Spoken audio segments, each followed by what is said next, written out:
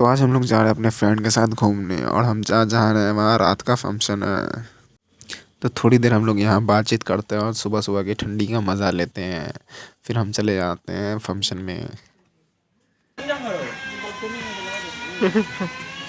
और यहाँ आने के बाद हम लोग देखते हैं कि यहाँ का डेकोरेशन तो बहुत ही अच्छा और यहाँ भी भीड़ कुछ ज़्यादा ही है। तो हम लोग तो यहाँ का एंजॉय फुल लेते हैं। आप लोग भी देखो और आप लोग भी यहाँ का एंजॉय लो।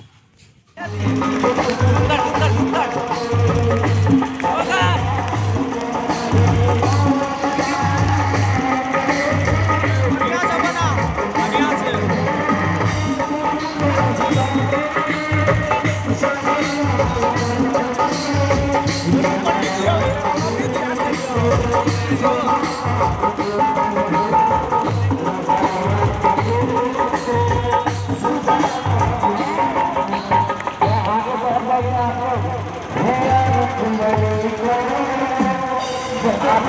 ही का सीन है।